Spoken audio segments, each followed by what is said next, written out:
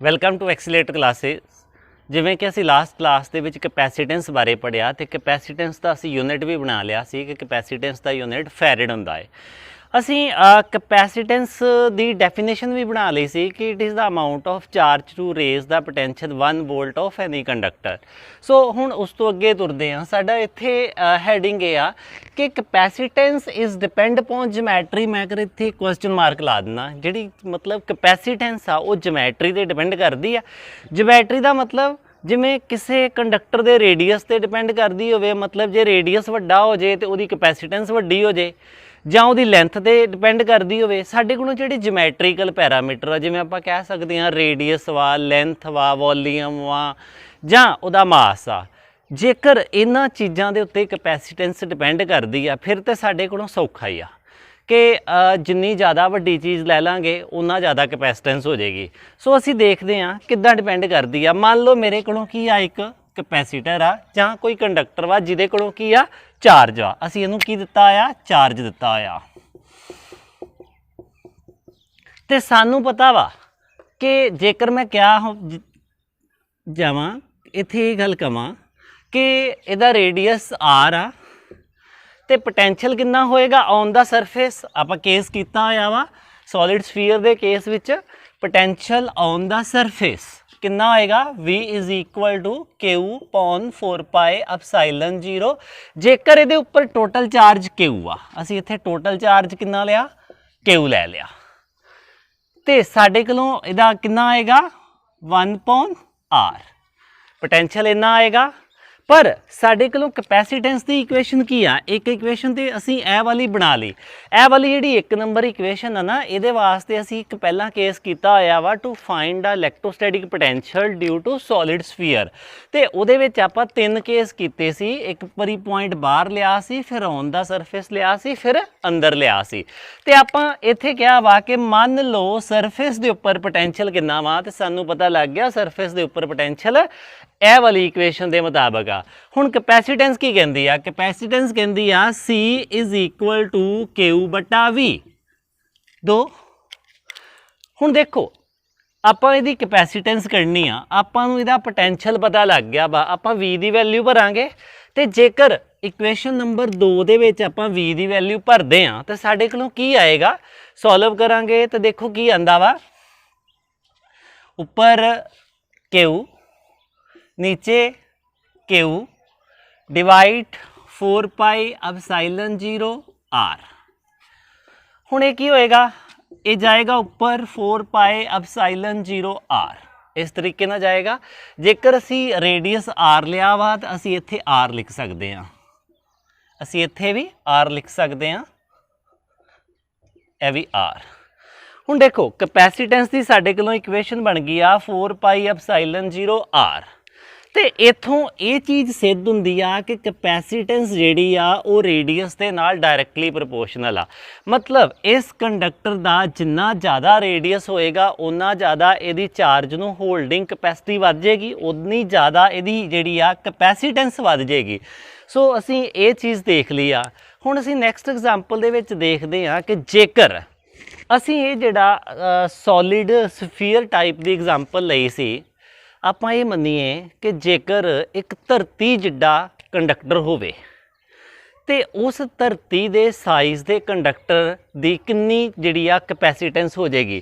ਹੁਣ ਦੇਖੋ ਜੇ ਮੈਂ ਮੰਨਾਂ ਅਰਥ ਦੀ ਗੱਲ ਕਰਾਂ, ਆਪਾਂ ਸਪੈਸ਼ਲ ਕੇਸ ਕਰ ਲਈਏ ਅਰਥ ਦਾ। ਹੁਣ ਸਾਨੂੰ ਪਤਾ ਵਾ ਅਰਥ ਦਾ ਰੇਡੀਅਸ ਕਿੰਨਾ ਵਾ, ਅਰਥ ਦਾ ਰੇਡੀਅਸ ਹੈਗਾ ਵਾ ਲਗਭਗ 6400 ਕਿਲੋਮੀਟਰ। ਇਹ ਚੀਜ਼ ਸਾਨੂੰ ਪਤਾ ਵਾ।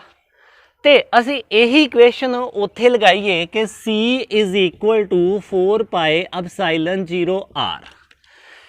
हुण देखो 4 पाई एप्सिलॉन 0 R की वैल्यू सानू पता वा कि ये कितनी आ, 1 9 गुणा 10 की पावर 9। इलैक्ट्रोस्टैटिक दे आपां पहले ही पार्ट दे विच इहदी वैल्यू पढ़ ली सी। ते रेडियस 6400 किलोमीटर वा। अगर तुसी 6400 किलोमीटर नूं मीटर दे विच बदलदे जो SI यूनिट च तो सानू बदलना ही पएगा। तो असी की लिखांगे 6400 दे नाल कितनियां जीरोआं लाउणियां 10 की पावर 3।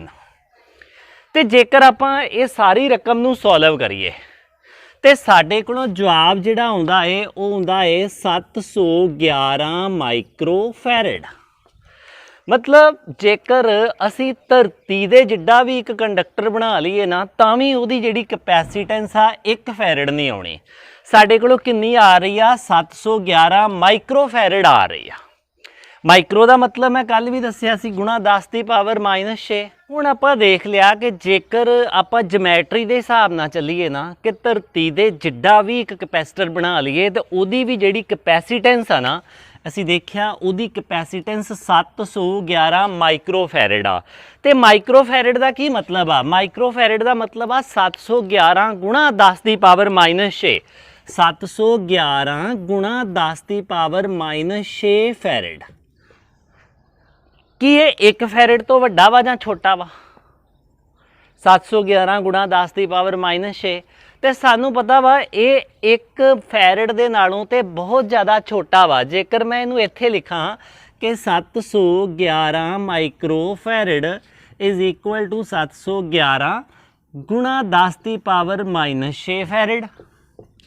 तो 10 की पावर -6 का की मतलब आ? 711 नू ਇਹਦੇ ਨਾਲ डिवाइड करो। 711 ਨੂੰ 10 ਲੱਖ ਦੇ ਨਾਲ डिवाइड किया तो की बनया? बहुत छोटा जिहा अंक बनया ना, 0 पॉइंट समथिंग आएगा। 1 फैरड तो बन ही नहीं सकिया। ਇਹਦਾ मतलब 1 फैरड ਜਿਹੜਾ ਵਾ ਸਾਨੂੰ ਜਮੈਟਰੀ ਦੇ ਹਿਸਾਬ ਦੇ ਨਾਲ ਤੇ ਮਿਲਣ ਵਾਲਾ ਹੈ ਹੀ ਨਹੀਂ कैपेसिटेंस। ਅਸੀਂ ਕੋਈ ਅਲਟਰਨੇਟ ਤਰੀਕਾ ਸੋਚਦੇ ਹਾਂ ਜਿਹਦੇ ਨਾਲ ਸਾਨੂੰ ਕਿਸੇ ਕੈਪੈਸੀਟਰ ਦੀ ਜਿਹੜੀ ਕੈਪੈਸਿਟੀ ਆ ਉਹ ਕਿੰਨੀ ਮਿਲੇ? 1 ਫੈਰਡ ਮਿਲੇ। ਹੁਣ ਦੇਖੋ ਇੱਥੋਂ ਸਾਨੂੰ ਪਤਾ ਲੱਗ ਗਿਆ ਕਿ ਸਾਡੇ ਕੋਲੋਂ ਯੂਨਿਟ ਆ ਰਹੇ ਆ ਮਾਈਕਰੋਫੈਰਡ ਦੇ ਵਿੱਚ। ਇੱਥੇ ਅਸੀਂ ਯੂਨਿਟ ਬਣਾਇਆ ਮਾਈਕਰੋਫੈਰਡ ਦੇ ਵਿੱਚ। ਇਹ ਸਾਡੇ ਕੀ ਆ? ਇਹ ਸਾਡੇ ਪ੍ਰੈਕਟੀਕਲ ਯੂਨਿਟ ਆ। ਬੇਸ਼ੱਕ ਸਾਡੇ ਜਿਹੜਾ SI ਯੂਨਿਟ ਆ ਉਹ ਕੀ ਆ? ਫੈਰਡ ਹੀ ਆ, ਪਰ ਇਹਦੇ ਵਿੱਚ ਸਾਡੇ ਪ੍ਰੈਕਟੀਕਲ ਯੂਨਿਟ ਕੀ ਰਹਿਣਗੇ? ਇੱਕ ਰਹੇਗਾ ਮਾਈਕਰੋਫੈਰਡ ਤੇ ਇੱਕ ਰਹੇਗਾ ਪੀਕੋਫੈਰਡ। माइक्रोफैरड किहदे बराबर आ? 10 की पावर -6 फैरड के बराबर आ। पीकोफैरड किहदे बराबर आ? 10 की पावर -12 फैरड के बराबर आ।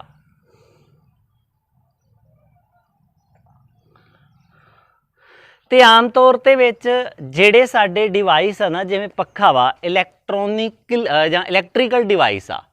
इलैक्ट्रीकल डिवाइस जिवें पक्खा वा, तुसीं देखोगे पक्खे दे विच जिहड़ा कैपेसिटर लगा होएगा ना उहदी कैपेसिटी माइक्रोफैरड दे विच होएगी।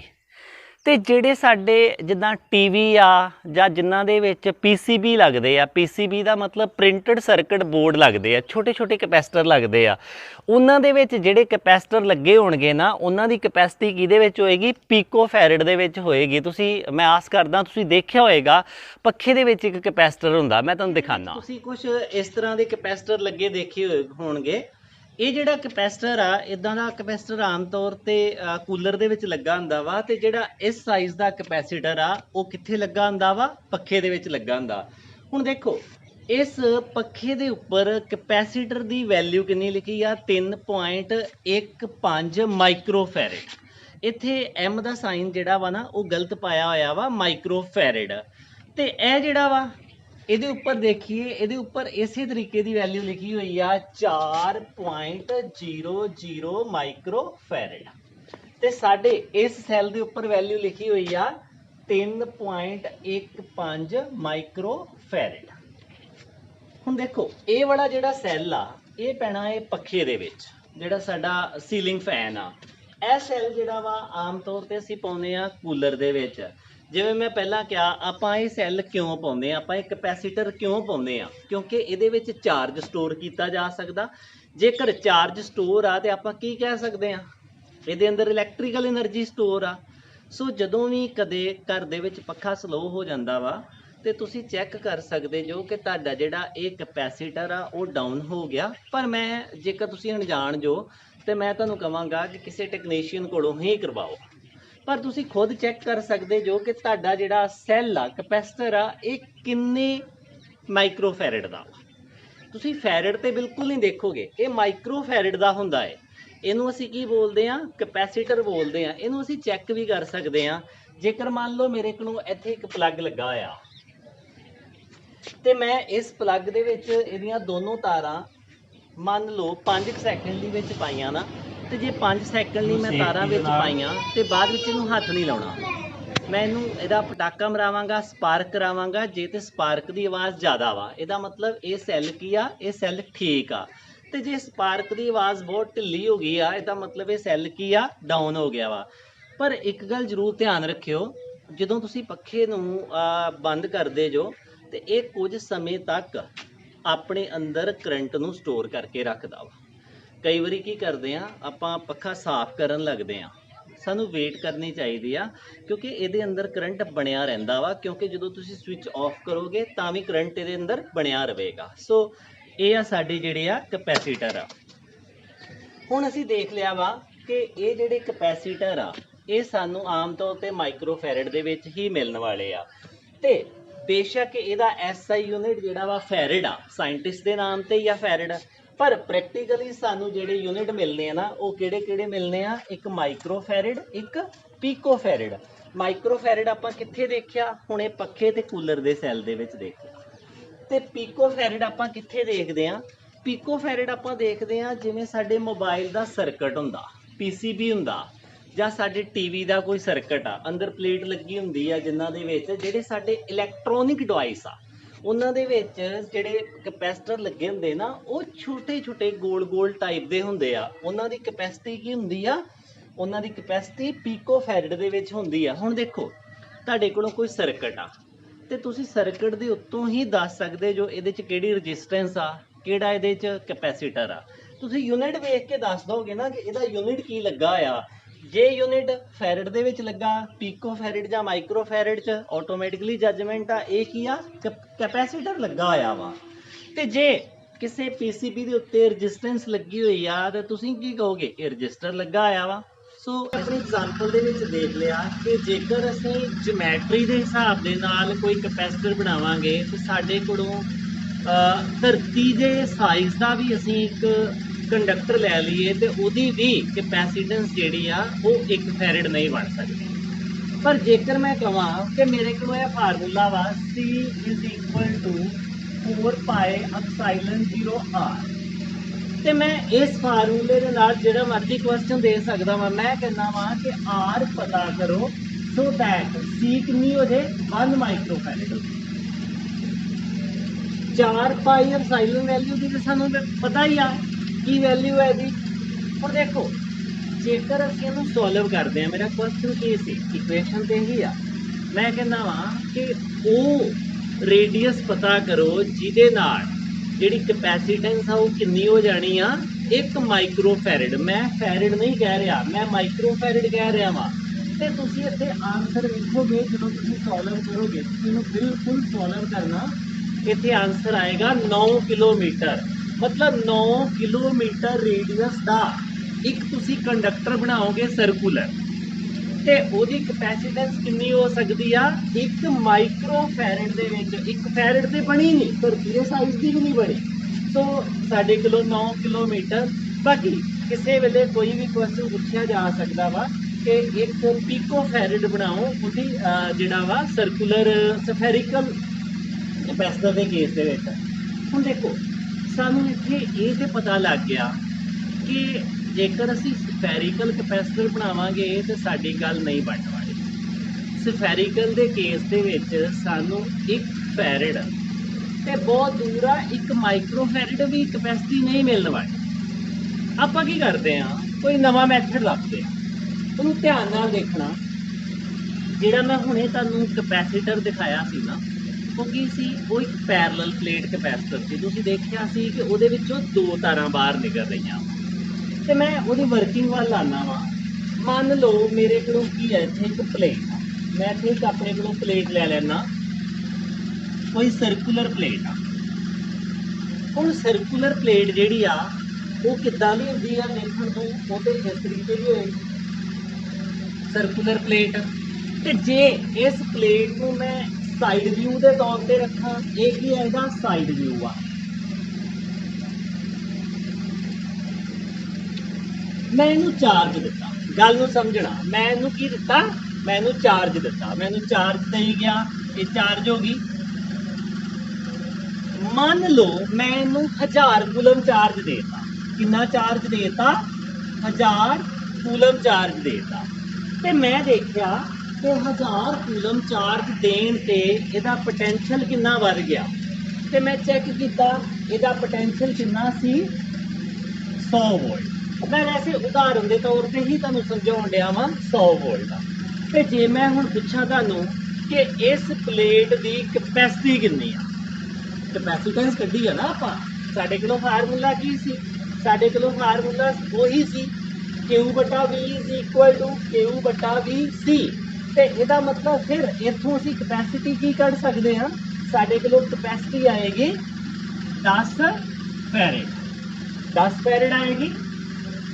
ਚਲੋ ਆਪਾਂ ਇੱਥੋਂ ਤੱਕ ਗੱਲ ਕੀਤੀ ਆ ਕਿ ਆਪਣੀ ਕੋਲੋਂ ਇੱਕ ਸਫੈਰੀਕਲ ਪਲੇਟ ਆ ਜਿਹਦਾ ਸਾਈਡ ਵਿਊ ਸਾਨੂੰ ਨਜ਼ਰ ਆ ਰਿਹਾ, ਆਪਾਂ ਉਹਨੂੰ ਚਾਰਜ ਦੇਈ ਜਾ ਰਹੇ ਆ 1000 ਕੂਲਮ ਤੇ ਆਣ ਕੇ ਉਹਨੇ ਚਾਰਜ ਨਹੀਂ ਲਿਆ, 1000 ਕੂਲਮ ਤੋਂ ਬਾਅਦ ਵਿੱਚ ਉਹਦੀ ਕਪੈਸਿਟੀ ਖਤਮ ਹੋ ਗਈ ਆ। ਤੇ ਜੇ 1000 ਕੂਲਮ ਤੇ ਉਹਦੀ ਕਪੈਸਿਟੀ ਖਤਮ ਹੋ ਗਈ ਆ, ਆਪਾਂ ਦੇਖਿਆ ਉਹਦਾ ਪੋਟੈਂਸ਼ੀਅਲ ਕਿੰਨਾ ਹੋ ਗਿਆ 100, ਤੇ ਆਪਾਂ ਕਪੈਸਿਟੀ ਕੱਢ ਲਈ ਕਿ 10 ਫੈਰਡ ਦੀ ਕਪੈਸਿਟੀ।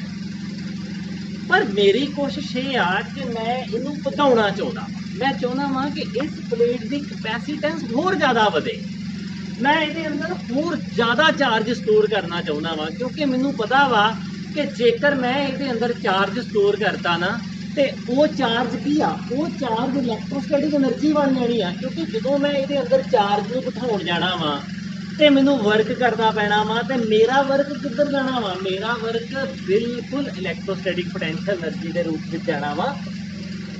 ਸੋ ਹੁਣ ਇਹ ਤੇ ਮੇਰਾ ਸਟੈਪ ਪਹਿਲਾ, ਠੀਕ ਆ। ਹੁਣ ਮੈਂ ਦੂਸਰੇ ਸਟੈਪ ਤੇ ਕੀ ਕਰਦਾ ਵਾਂ, ਇੱਕ ਮੈਟੈਲਿਕ ਪਲੇਟ ਲਾਗੇ ਲੈ ਕੇ ਹੋਰ ਆਉਣਾ। ਮੰਨ ਲਓ ਕਿ ਮੈਂ ਇੱਕ ਮੈਟੈਲਿਕ ਪਲੇਟ ਲਾਗੇ ਲੈ ਕੇ ਆਇਆ, ਮਤਲਬ ਇਦਾਂ ਦੀ ਇੱਕ ਹੋਰ ਪਲੇਟ ਜਿਹਦੇ ਤੇ ਕੋਈ ਚਾਰਜ ਨਹੀਂ ਹੈ। ਪਹਿਲੀ ਪਲੇਟ ਨੂੰ ਅਸੀਂ ਹਾਫ ਚਾਰਜ ਦੇਤਾ, ਫੁੱਲ ਚਾਰਜ ਦੇਤਾ, ਕਪੈਸਿਟੀ ਉਹਦੀ ਬਣਾਤੀ। ਇੱਕ ਪਲੇਟ ਹੋਰ ਲਾਗੇ ਲੈ ਕੇ ਆਇਆ। ਜਦੋਂ ਇਹ ਪਲੇਟ ਮੈਂ ਲਾਗੇ ਲੈ ਕੇ ਆਉਂਗਾ ਨਾ, ਮੈਟਲ ਦੀ ਪਲੇਟ, ਇਹਦੇ ਵਿੱਚ ਕੀ ਹੋ ਜਾਣਾ ਵਾ, ਇੰਡਕਸ਼ਨ ਹੋ ਜਾਣੀ ਆ। ਇੰਡਕਸ਼ਨ ਕੀ ਚੀਜ਼ ਹੁੰਦੀ ਆ, ਇਹਦੇ ਤੇ ਬਹੁਤ ਜ਼ਿਆਦਾ ਹਾਈ ਪੋਜ਼ਿਟਿਵ ਚਾਰਜ ਆ, ਤੇ ਇਹਨੇ ਕੀ ਕਰਨਾ ਵਾ, ਇਹਦੇ ਇਲੈਕਟ੍ਰੋਨਸ ਜਿਹੜੇ ਆ ਉਹ ਸਾਹਮਣੇ ਵਾਲੇ ਪਾਸੇ ਖਿੱਚ ਲੈਣੇ ਆ। ਨੈਗੇਟਿਵ ਚਾਰਜ ਕਿੱਧਰ ਆ ਜਾਣਾ, ਸਾਹਮਣੇ ਵਾਲੇ ਪਾਸੇ ਆ ਜਾਣਾ, ਤੇ ਪੋਜ਼ਿਟਿਵ ਕਿੱਧਰ ਜਾਣਾ, ਪੋਜ਼ਿਟਿਵ ਚਲੇ ਜਾਣਾ ਬੈਕ ਸਾਈਡ। ਕਿਉਂ ਇਦਾਂ ਹੋਣਾ ਵਾ, ਕਿਉਂਕਿ ਇਹ ਪੋਜ਼ਿਟਿਵ ਪਲੇਟ ਦਾ ਫੀਲਡ ਬਹੁਤ ਜ਼ਿਆਦਾ ਮਜ਼ਬੂਤ ਹੋ ਗਿਆ, ਇਹਨੂੰ ਚਾਰਜ ਹੀ ਤੁਸੀਂ ਬਹੁਤ ਜ਼ਿਆਦਾ ਦੇਤਾ ਪੋਜ਼ਿਟਿਵ, ਇਹਨੇ ਇਹਦੇ ਇਲੈਕਟ੍ਰੋਨ ਖਿੱਚਣ ਦੀ ਕੋਸ਼ਿਸ਼ ਕਰਨੀ ਆ। ਹੁਣ ਜਾਂ ਤੇ ਇਹ ਖਿੱਚ ਲੈ, ਹਵਾ ਦੇ ਵਿੱਚੋਂ ਕਿਤੇ ਨਹੀਂ ਜਾਣੇ, ਕੰਟੈਕਟ ਹੋਣਾ ਚਾਹੀਦਾ ਵਾ। ਹੁਣ ਦੇਖੋ ਇਹ ਕੀ ਆ, ਇਹ ਆ ਗਏ ਆ ਸਾਹਮਣੇ ਵਾਲੀ ਦੀਵਾਰ ਤੇ, ਨੈਗੇਟਿਵ ਚਾਰਜ ਸਾਰਾ ਇਹਦੇ ਕਰਕੇ ਨੈਗੇਟਿਵ ਚਾਰਜ ਨੂੰ ਖਿੱਚ ਪੈ ਗਈ, ਅਟਰੈਕਸ਼ਨ ਹੋ ਗਈ, ਇਹ ਆ ਗਿਆ ਸਾਹਮਣੇ ਵਾਲੀ ਦੀਵਾਰ ਤੇ। ਤੇ ਆ ਜਿਹੜਾ ਪੋਜ਼ਿਟਿਵ ਆ, ਇਹਨੂੰ ਇੱਥੋਂ ਰਿਪਲਸ਼ਨ ਮਿਲੀ। ਹੋਇਆ ਕਿ ਇਹ ਜਿਹੜੇ ਨੈਗੇਟਿਵ ਆ ਇਹਨਾਂ ਨੂੰ ਤੇ ਇੱਧਰੋਂ ਮਿਲਿਆ ਪਿਆਰ, ਤੇ ਜਿਹੜੇ ਉਹਦੇ ਪਿੱਛੇ ਪੋਜ਼ਿਟਿਵ ਚਾਰਜ ਆ ਇਹਨਾਂ ਨੂੰ ਕੀ ਮਿਲਦਾ ਪਿਆ ਵਾ, ਇਹਨਾਂ ਨੂੰ ਤਾਂ ਮਿਲਦਾ ਪਿਆ ਧੱਕਾ ਕਿ ਉੱਧਰ ਚਲੇ ਜਾਓ।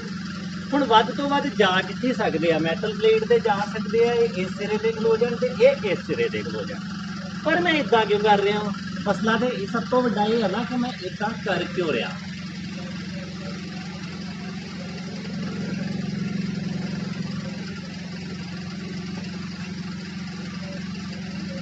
ਮੈਂ ਇਦਾਂ ਤਾਂ ਕਰਕੇ ਕਰ ਰਿਹਾ ਵਾਂ ਕਿਉਂਕਿ ਮੈਨੂੰ ਇੱਕ ਕਨਸੈਪਟ ਪਤਾ ਵਾ।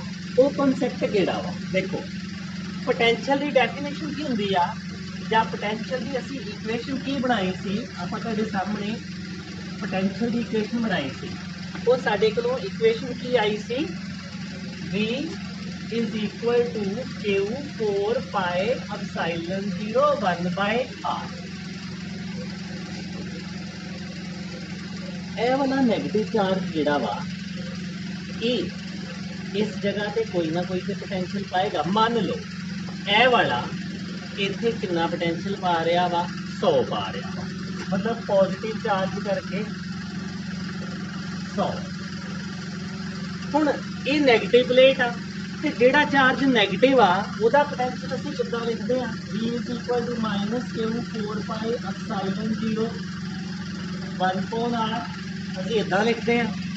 ਮੇਰੇ ਕਹਿਣ ਦਾ ਮਤਲਬ ਆ कि ਆਪਾਂ ਦੇਖਿਆ कि ਇਹਦਾ ਪੋਟੈਂਸ਼ੀਅਲ 100 ਵਾ ਦੇਖਿਆ ਨਾ ਤੇ ਇਧਰੋਂ ਨੈਗੇਟਿਵ ਚਾਰਜ ਨੈਗੇਟਿਵ ਆ ਜਿਹੜਾ ਸਾਹਮਣੇ ਨੈਗੇਟਿਵ ਚਾਰਜ ਆ ਇਹਨੇ ਇੱਥੇ ਪ੍ਰਭਾਵ ਪਾਉਣਾ ਕਿੰਨਾ ਪ੍ਰਭਾਵ ਪਾਉਣਾ ਜੇ ਇਹਦਾ ਪਹਿਲੀ ਪਲੇਟ ਦਾ 100 ਪੋਟੈਂਸ਼ੀਅਲ ਆ 100 ਵੋਲਟ ਤੇ ਇਹ ਨੈਗੇਟਿਵ ਜਿਹੜੀ ਕਿ ਮੰਨ ਲਓ ਆਰ ਦੂਰੀ ਤੇ ਆ ਵਾਲਾ ਸਾਹਮਣੇ ਵਾਲਾ ਨੈਗੇਟਿਵ ਚਾਰਜ ਇਹਨੇ ਇੱਥੇ ਮੰਨ ਲਓ ਪਾਇਆ 60 ਮਾਈਨਸ 60 क्योंकि पोटेंशियल स्केलर क्वांटिटी आ सीधा प्लस माइनस हो जाना वा मतलब असी अल्टीमेटली देखते की पे असी देखते पे कि जो एक प्लेट लागे ले आईए ना मतलब हाईली पॉजिटिव चार्ज के लागे एक प्लेट मतलब बेशक वो न्यूट्रल आ वो इंडक्शन आपे हो जानी है नैगेटिव पॉजिटिव इदा अपने आप ही बन जाने असी देखते हैं कि यदी कैपेसिटी बढ़ जाती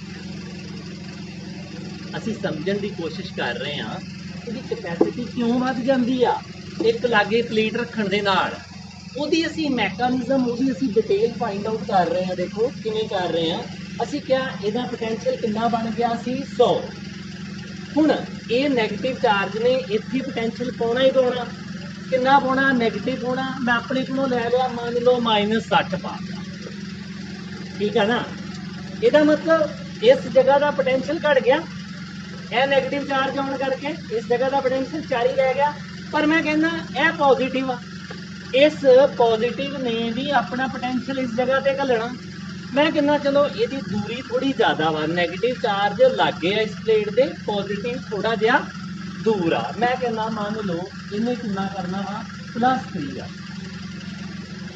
ਕਿਉਂਕਿ ਇਸ ਪੋਜ਼ਿਟਿਵ ਚਾਰਜ ਦਾ ਪੋਟੈਂਸ਼ੀਅਲ ਕੀ ਹੋਣਾ ਵਾ प्लस होना वा ਤੇ ਮੈਂ ਦੇਖਿਆ ਅਲਟੀਮੇਟਲੀ ਮੇਰੇ ਕੋਲੋਂ ਇਸ ਪਲੇਟ ਦੇ ਲਾਗੇ ਬੰਨੇ ਕਿੰਨਾ ਪੋਟੈਂਸ਼ੀਅਲ ਰਹਿ ਗਿਆ ਮੈਂ ਇਹਨੂੰ ਸੋਲਵ ਕਰਾਂ ਤੇ ਮੇਰੇ ਕੋਲੋਂ ਪੋਟੈਂਸ਼ੀਅਲ ਰਹਿ ਗਿਆ 170 70 ਪੋਟੈਂਸ਼ੀਅਲ ਰਹਿ ਗਿਆ ਮਤਲਬ ਇਹਦਾ ਪੋਟੈਂਸ਼ੀਅਲ ਘਟ ਗਿਆ ਜੇ ਇਹਦਾ ਪੋਟੈਂਸ਼ੀਅਲ ਘਟ ਗਿਆ ਸਾਡੇ ਕੋਲੋਂ ਇਕੁਏਸ਼ਨ ਕੀ ਆ C = Q/V ਜੇ V ਘਟ ਗਿਆ ਇਹਦਾ ਮਤਲਬ ਕੈਪੈਸਿਟੈਂਸ ਵੱਧ ਗਈ ਤੇ ਕੈਪੈਸਿਟੈਂਸ ਕਿੱਦਾਂ ਵਧਣੀ ਆ ਚਾਰਜ ਹੋਰ ਦੋ ਇਹ ਇਕੁਏਸ਼ਨ ਤੇ ਇਹੀ ਗੱਲ ਕਹਿ ਰਹੀ ਹੈ ਨਾ ਕਿ V ਘਟ ਗਿਆ ਇਹਦਾ ਮਤਲਬ C ਵੱਧ ਗਈ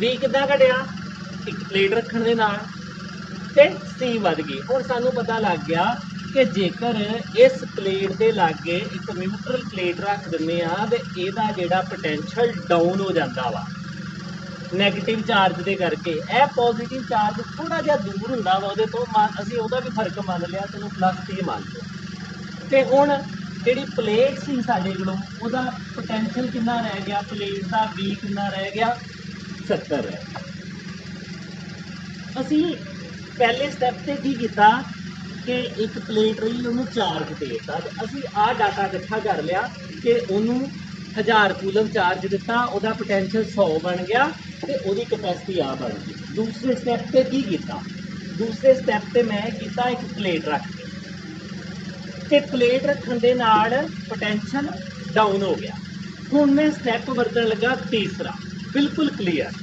मैं की करदा वां कि ये जिहड़ा पॉजिटिव चार्ज वा ना ये प्लेट नूं मैं कर देना ग्राउंड जो मैं इदां दा साइन पावांगा ना ਇਹਦਾ मतलब मैं ग्राउंड किया होया मैं अर्थ दिता होया हुण देखो अर्थ किद्दां देना वा ये भी एक कन्फ्यूजन रहिंदी आ कि अर्थ किद्दां देना तुसीं घर दे विच ट्रांसफार्मर दे लागे अर्थ दिंदे किस तरह दिंदे जो तुहानूं पता है कि तुसीं वो अर्थ नूं किस तरीके नाल दित्ता हुंदा है तुसीं की करदे जो कि किसी पोल के लागे या किसी खंबे के लागे एक बोर करते तो वो एक मैटल की तार पाते जो वो मैटल की तार 25 फुट 50 फुट 100 फुट तक पाते तो वो मैटल की तार मान लो यह साड़ी अर्थ वा उपर सरफेस आ तो यह तुसीं की कीता वा मैटल की तार पाई आ मान लो 50 फुट पाई आ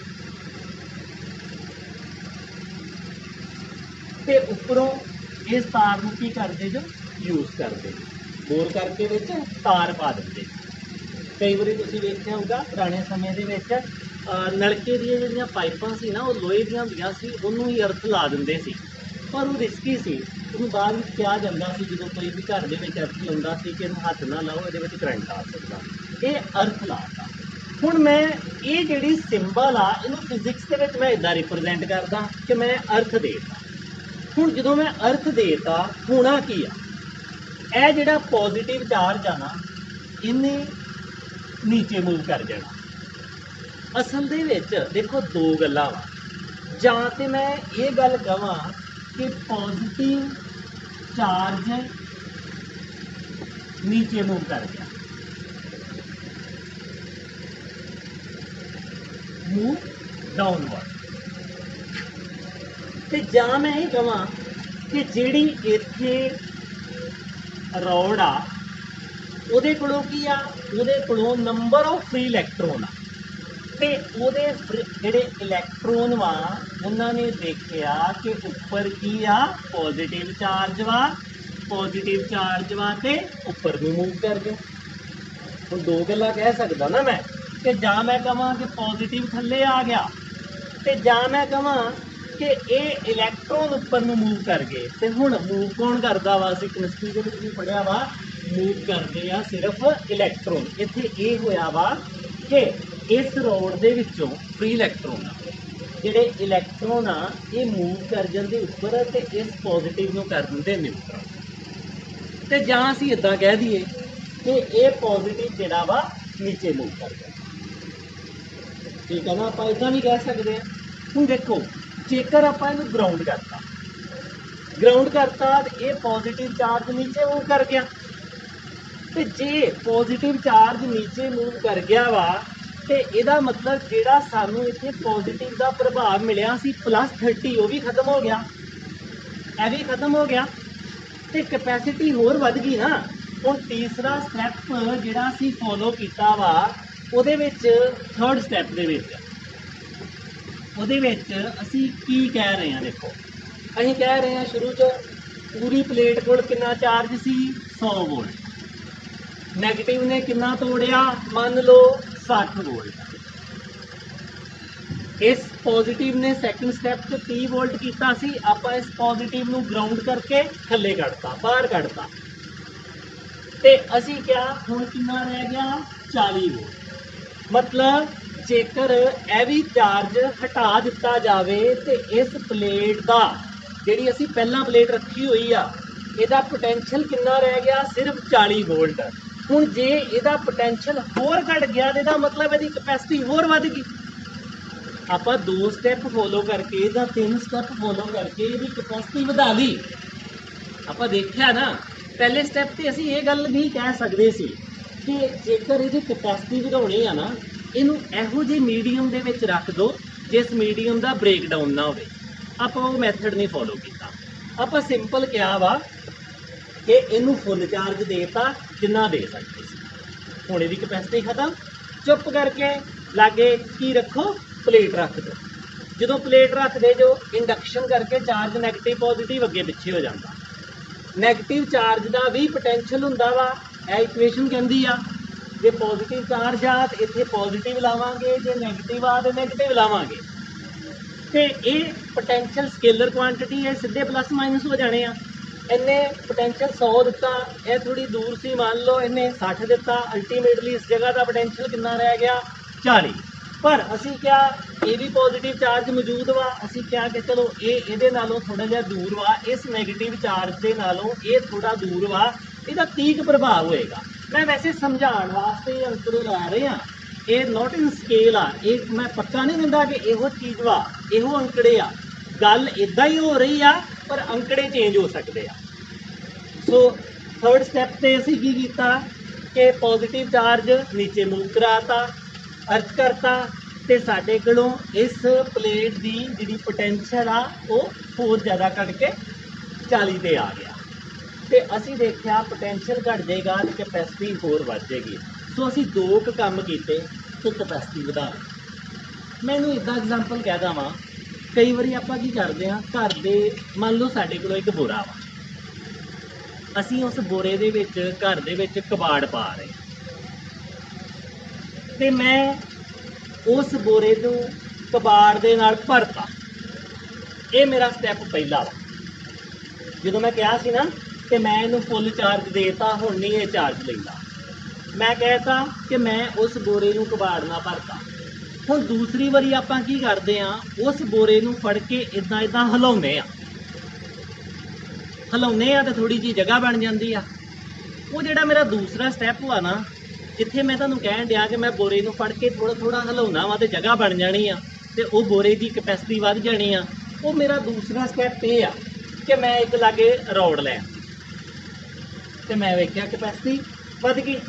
ਹੁਣ ਮੇਰਾ ਤੀਸਰਾ ਸਟੈਪ ਕੀ ਆ, ਮੈਂ ਕਪੈਸਿਟੀ ਹੋਰ ਵਧਾਉਣੀ ਆ। ਤੀਸਰੇ ਸਟੈਪ ਦੇ ਵਿੱਚ ਇੱਥੇ ਮੈਂ ਕੀ ਕੀਤਾ ਸੀ, ਇਸ ਪੋਜ਼ਿਟਿਵ ਚਾਰਜ ਨੂੰ ਬਾਹਰ ਕੱਢਤਾ ਹੈ। ਪਰ ਬੋਰੇ ਦੇ ਕੇਸ ਦੇ ਵਿੱਚ ਮੈਂ ਕੀ ਕਰਨਾ, ਮੈਂ ਕੁੱਟ ਕੇ ਪਾਉਣਾ। ਮੈਂ ਬੋਰੇ ਨੂੰ ਕੀ ਕਰਨਾ ਵਾ, ਬੋਰੇ ਨੂੰ ਮੈਂ ਕੁੱਟਣਾ ਸ਼ੁਰੂ ਕਰ ਦੇਣਾ ਕਿਸੇ ਚੀਜ਼ ਦੇ ਨਾਲ, ਸੋ ਦੈਟ ਕਿ ਜਿਹੜਾ ਉਹਦੇ ਅੰਦਰ ਕਬਾੜ ਆ ਉਹ ਇਕੱਠਾ ਹੋ ਜੇ ਤੇ ਉਹਦੀ ਕਪੈਸਿਟੀ ਵੱਧ ਜੇ। ਇਹੋ ਹੀ ਮੇਰੇ 3 ਸਟੈਪ ਇੱਥੇ ਆ ਜਿਹੜੇ ਮੈਂ ਇੱਕ ਕਬਾੜ ਦੇ ਬੋਰੇ ਦੀ ਐਗਜ਼ਾਮਪਲ ਲੈ ਕੇ ਸਮਝਾਇਆ। ਤੇ ਮੈਨੂੰ ਇੱਥੋਂ ਇੱਕ ਗੱਲ ਕਲੀਅਰ ਹੋ ਗਈ ਆ ਕਿ ਸਫੈਰੀਕਲ ਸ਼ੇਪ ਦੇ ਨਾਲ ਸਾਡੀ ਕਪੈਸਿਟੀ ਨਹੀਂ ਸੀ ਵਧਣੀ, ਪਰ ਅਸੀਂ ਦੇਖਿਆ ਪੈਰਲਲ ਪਲੇਟ ਕਪੈਸਿਟਰ ਦੇ ਨਾਲ ਕਪੈਸਿਟੀ ਨਾਲ ਚੇਂਜ ਕੀਤੀ ਜਾ ਸਕਦੀ ਆ ਜਾਂ ਵਧਾਈ ਜਾ ਸਕਦੀ ਆ, ਤੇ ਅਸੀਂ ਇਹ ਚੇਂਜ ਕਰਕੇ ਇਸ ਰੋਡ ਦੀ ਕਪੈਸਿਟੀ ਵਧਾ ਲਈ। ਹੁਣ ਦੇਖੋ ਆਪਾਂ ਇਹਨੂੰ ਕਹਿੰਦੇ ਆ parallel plate capacitor. 2 parallel plates ਆ ਨਾ, ਇਹ ਕਪੈਸਿਟਰ ਹੋ ਗਿਆ। ਇਹਦੇ 'ਚ ਕਪੈਸਿਟਰ ਕੌਣ ਆ, ਇਹਦੇ 'ਚ ਕਪੈਸਿਟਰ ਸਿਰਫ ਇਹੋ ਹੀ ਆ।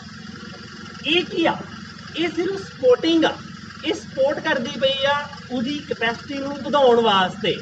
ਪਰ ਅਸਲੀ ਫੰਕਸ਼ਨ ਕਿਹਦਾ ਵਾ, ਅਸਲੀ ਫੰਕਸ਼ਨ ਇਸ ਕਪੈਸਿਟਰ ਦੀ ਪਲੇਟ ਦਾ ਵਾ ਜਿਹੜੀ ਅਸੀਂ ਪਹਿਲਾਂ ਰੱਖੀ ਹੋਈ ਆ। ਇਹ ਸਿਰਫ ਇੱਕ ਸਪੋਰਟਿੰਗ ਪਲੇਟ ਆ। ਹੁਣ ਇਹਦਾ ਆਪਾਂ ਇਸ ਪੈਰਲਲ ਪਲੇਟ ਕਪੈਸਿਟਰ ਦਾ ਅੱਗੇ ਵਰਕ ਦੇਖਦੇ ਹਾਂ। ਇਸ ਤੋਂ ਬਾਅਦ ਵਿੱਚ ਅਸੀਂ ਪੈਰਲਲ ਪਲੇਟ ਕਪੈਸਿਟਰ ਦੀ ਇਕੁਏਸ਼ਨ ਬਣਾਵਾਂਗੇ। ਸਾਡਾ ਆਰਟੀਕਲ ਰਹੇਗਾ, ਇੰਪੋਰਟੈਂਟ ਆਰਟੀਕਲ ਆ ਪੈਰਲਲ ਪਲੇਟ ਕਪੈਸਿਟਰ। ਅਸੀਂ ਪੈਰਲਲ ਪਲੇਟ ਕਪੈਸਿਟਰ ਬਣਾਇਆ ਕਿਵੇਂ ਆ, ਇਹ ਚੀਜ਼ ਨੂੰ ਅਸੀਂ ਸਮਝ ਚੁੱਕੇ ਆ। ਹੁਣ ਮੰਨ ਲਓ ਮੇਰੇ ਕੋਲ ਕੀ ਆ, ਇੱਕ ਪੈਰਲਲ ਪਲੇਟ ਕਪੈਸਿਟਰ ਆ, ਇਹਦੇ ਉੱਪਰ ਇਹ ਪਲੇਟ ਆ ਇੱਕ, ਇਹਦੇ ਉੱਪਰ ਚਾਰਜ ਕਿੰਨਾ ਵਾ, ਪੋਜ਼ਿਟਿਵ ਚਾਰਜ ਵਾ, ਆਪਾਂ ਹੁਣੇ ਡਿਸਕਸ ਕੀਤਾ। ਤੇ ਨਾਲ ਹੀ ਕੀ ਆ, ਆਪਾਂ ਇੱਕ ਸਪੋਰਟਿੰਗ ਪਲੇਟ ਰੱਖੀ ਹੋਈ ਆ, ਇਹਦੇ ਉੱਪਰ ਚਾਰਜ ਕਿੰਨਾ ਵਾ, ਨੈਗੇਟਿਵ ਚਾਰਜ। ਇੱਥੇ ਗੱਲ ਯਾਦ ਰੱਖਣਾ, ਇਹਦੇ ਉੱਪਰ ਚਾਰਜ ਵਾ ਪੋਜ਼ਿਟਿਵ ਕਿਊ ਤੇ ਇਹਦੇ ਉੱਪਰ ਚਾਰਜ ਹੈਗਾ ਵਾ ਨੈਗੇਟਿਵ ਕਿਊ। ਇੰਡਕਸ਼ਨ ਕਰਕੇ ਸੇਮ ਚਾਰਜ ਆਏਗਾ। ਆਪਾਂ ਕਹਿੰਦੇ ਆ ਮੰਨ ਲਓ ਇਹਦੇ ਵਿੱਚ ਦੂਰੀ ਕਿੰਨੀ ਆ, d ਦੂਰੀ। ਪਹਿਲਾਂ ਆਪਾਂ ਲਿਖ ਲੈਣਾ ਕਿ ਕੰਸੀਡਰ ਇਹ ਪਲੇਟ ਹੈਵਿੰਗ ਪੋਜ਼ਿਟਿਵ ਚਾਰਜ ਕਿਊ, ਠੀਕ ਆ, ਜਿਹੜੀ ਸਾਡੀ ਮੇਨ ਕਪੈਸਿਟਰ ਦੀ ਪਲੇਟ ਆ। ਤੇ ਇੱਕ ਨਾਲ ਕੀ ਆ, ਸਪੋਰਟਿੰਗ ਪਲੇਟ ਆ ਜਿਹਦੇ ਉੱਪਰ -Q ਚਾਰਜ ਆ। ਪੋਜ਼ਿਟਿਵ ਵਾਲਾ ਪਾਸਾ ਅਸੀਂ ਲਾਤਾ ਵਾ, ਥਰਡ ਸਟੈਪ ਦੇ ਵਿੱਚ ਪੋਜ਼ਿਟਿਵ ਚਾਰਜ ਨੂੰ ਅਸੀਂ ਹਟਾ ਦਿੱਤਾ ਵਾ। ਹੁਣ ਦੇਖੋ ਇਹਨਾਂ ਦੋਵਾਂ ਨੇ ਇੱਕ ਕਪੈਸਿਟਰ ਬਣਾਉਣਾ ਵਾ, ਤੇ ਜੇ ਤੁਹਾਨੂੰ ਇਹ ਪੁੱਛਿਆ ਜਾਵੇ ਨੈਟ ਚਾਰਜ ਕਿੰਨਾ ਵਾ, ਤੇ ਨੈਟ ਚਾਰਜ ਤੁਸੀਂ ਇਦਾਂ ਨਹੀਂ ਕਹਿ ਦੇਣਾ +Q ਤੇ -Q 0 ਵਾ। ਨੈਟ ਚਾਰਜ ਆਪਾਂ ਇਦਾਂ ਸੋਚਣਾ ਹੀ ਨਹੀਂ ਆ।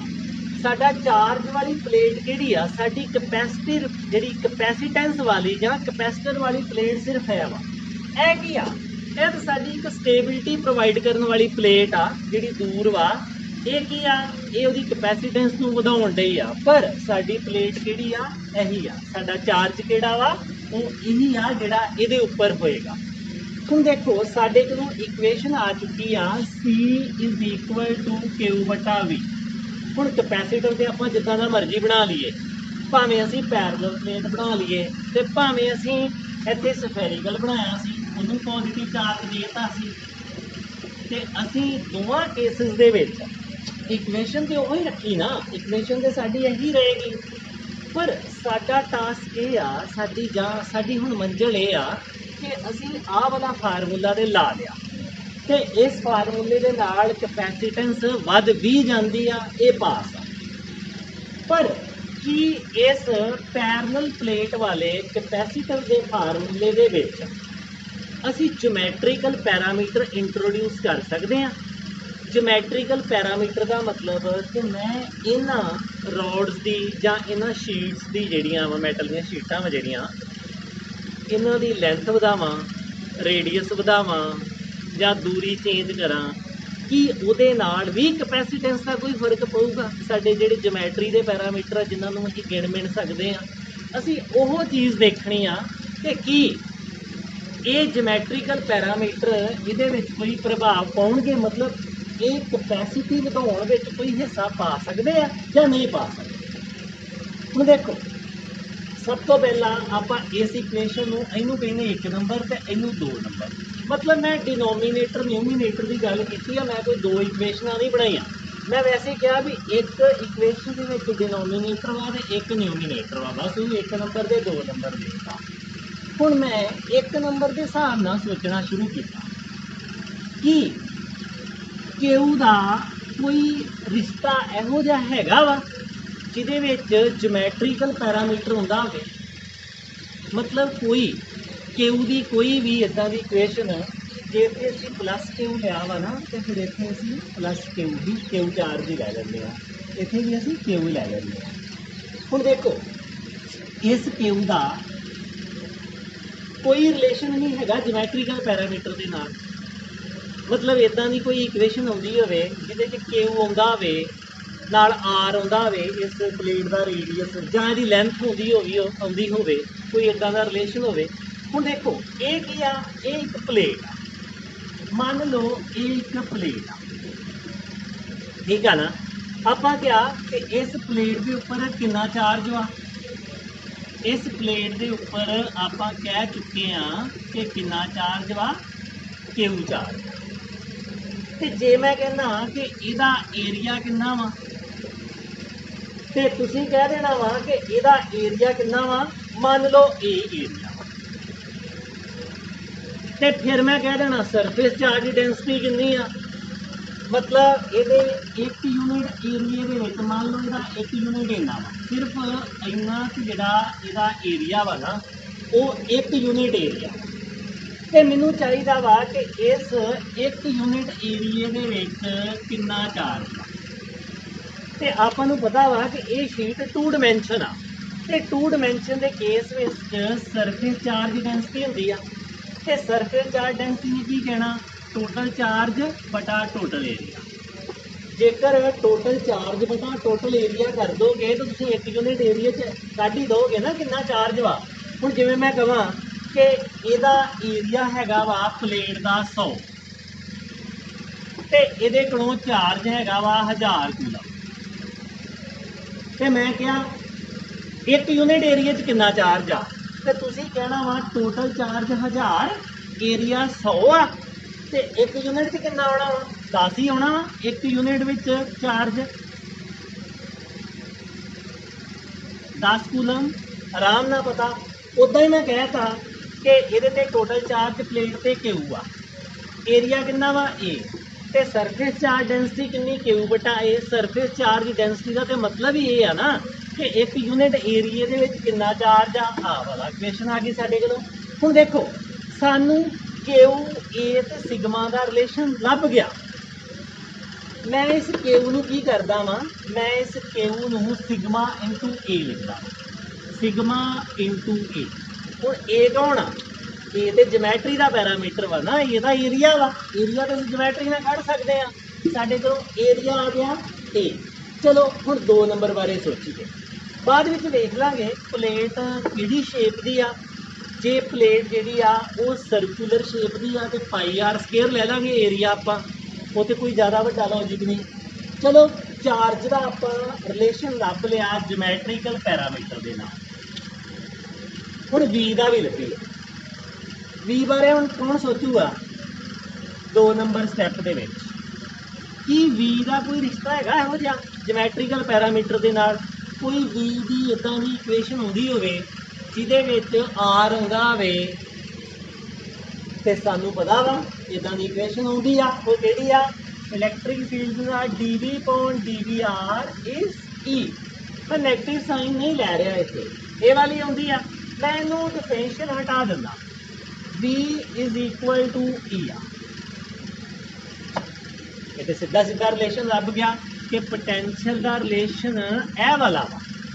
ये तो वैसे भी मैनू पता वा पोटेंशियल का रिलेशन ए वाला वा। देखो किवें पता वा मैनू, इलैक्ट्रिक फील्ड ਦੀ ਇਕੁਏਸ਼ਨ ਕਿੰਨੀ ਹੁੰਦੀ ਆ 1/2 Q/r²।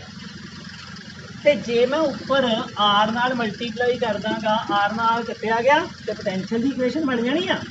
ਸੋ ਸਾਡੇ ਕੋਲੋਂ ਪੋਟੈਂਸ਼ੀਅਲ ਦਾ ਇਹ ਵਾਲਾ ਫਾਰਮੂਲਾ ਬਣੇਗਾ। ਅਸੀਂ ਆ ਪ੍ਰੂਵ ਵੀ ਕਰ ਸਕਦੇ ਹਾਂ। ਮੈਨੂੰ ਹਟਾ ਰਿਹਾ, +2 ਕਲਾਸ ਆ ਹੁਣੇ, ਇਹ ਵਾਲੀ ਇਕੁਏਸ਼ਨ ਬਣ ਗਈ। ਹੁਣ ਦੇਖੋ मैं ये वालियां दोनों वैल्यूज बेसिक इक्वेशन के विच भर देवां। मेरे को बेसिक इक्वेशन कैपेसिटेंस की किहड़ी आ, C = Q। Q की जगह ते मैं भर लगा सिग्मा A, इत्थे भर लगा E ते R। जे तो मेरे को एरिया πr² आ, फिर तो मैं ए की जगह ते πr² लिख के R नूं कट दूंगा, क्योंकि मैं इत्थे रैक्टेंगल शेप भी बनाई आ। ये सफेरिकल शेप की भी हो सकती सी, मतलब एक कड़े की शेप की भी हो सकती सी, इदा भी 2 डायमेंशन। मैं स्फीयर की गल नहीं करता पाया, मैं कड़े वाल मतलब 2 डायमेंशन की गल करता पाया। हुण आपां इलैक्ट्रिक फील्ड की यह वाली इक्वेशन को हटाउणा वा, ते याद करो गॉस थ्योरम की वो एप्लीकेशन। गॉस थ्योरम से आपां कहा सी ना कि इन्हां दोनों दे विच कितना फील्ड वा, E = σ/ε0। मैं उस दिन भी कहा सी कि ए वाली कैपेसिटेंस के विच इक्वेशन वरतनी आ। आपां ए वाले सिग्मा ई की जगह ते की भरन लगे हैं हुण σ/ε0। ते जे मैं हुण इस इक्वेशन नूं इकट्ठी करा ते मेरे कोलों ये इकट्ठी होके की बननी आ, सिग्मा नाल सिग्मा कट्टिया जाना वा, A ε0r। ये की इक्वेशन बनी आ, देखो कैपेसिटेंस की। आपां कैपेसिटेंस की इक्वेशन दे विच भी ज्योमैट्रिकल पैरामीटर इंट्रोड्यूस कर लिया। ए कौन वा, ए एरिया वा, बिल्कुल ज्योमैट्री का रिश्तेदार वा। आर कौन आ, आर भी ज्योमैट्री का रिश्तेदार वा। असी ज्योमैट्री के रिश्तेदार इंट्रोड्यूस कर ले विच। असी इत्थे आर की जगह पे डी लिखांगे, क्योंकि साडी जिहड़ी डिस्टेंस आ ना वो डी आ, ते असी इत्थे भी आर की जगह पे डी लिखांगे। तुसीं डी लिख देना, V = ED, इत्थे डी आएगा साडे कोल। असी आर नहीं वरत्या, असी क्या सी दूरी कितनी आ, डी आ। सो साडे कोल इक्वेशन A ε0D सी पूरी तरह ज्योमैट्रिकल पैरामीटर के बिहाफ से आ गई आ। जिहड़ी बेसिक इक्वेशन साडी की सी, असी देखिया कि साडी जिहड़ी बेसिक इक्वेशन आ वो ऐ वा, C = Q/V। हुण किहड़ी आई आ, A ε0D। एप्सिलॉन तो मीडियम का फैक्टर है ना, तो मीडियम किहड़ा वा विच, ते मेरे कोलों मोटे तौर पर ये 2 बहुत ही महत्वपूर्ण इक्वेशन आ चुकी वा कैपेसिटेंस दियां, जिन्हां दे बेस के उपर न्यूमैरिकल आने आ, ते तुसीं इन्हां नूं याद करना।